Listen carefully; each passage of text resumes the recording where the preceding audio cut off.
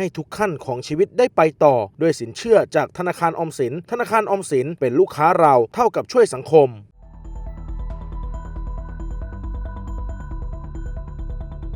เมื่อวันที่ 21 พฤศจิกายน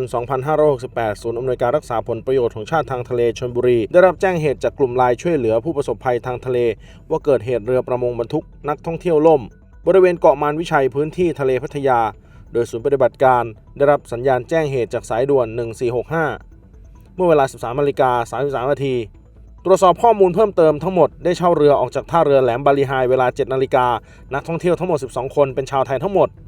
เมื่อเรือแล่นพ้นเกาะล้านได้พบกับคลื่นลมแรงและอุปกรณ์ปั๊มน้ำเกิดขัดข้องทำให้เรือล่มเวลาประมาณ 9 นาฬิกาผู้โดยสารบนเรือสามารถขึ้นฝั่งได้ 4 คนรวมเด็กหญิง 1 คนส่วนที่เหลืออีก 8 คนยังคงลอยคออยู่ในทะเลเพราะว่ามีเด็กชาย 2 คนอยู่ในกลุ่มดังกล่าวขณะเดียวกันเสื้อชูชีพไม่ครบจำนวนทำให้บางคนได้รับความเสี่ยงสูงเนื่องจากว่ายน้ำไม่เป็น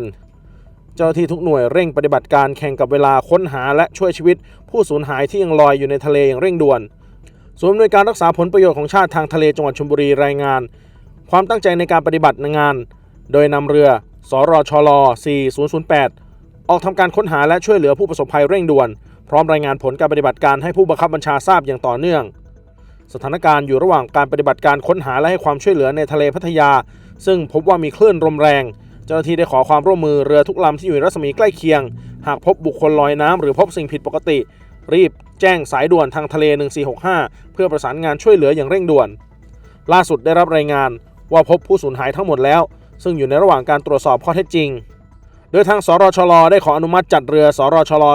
4008 ทำการค้นหาและช่วยเหลือเป็นการเร่งด่วนและรายงานความคืบหน้าให้ผู้บังคับบัญชาทราบ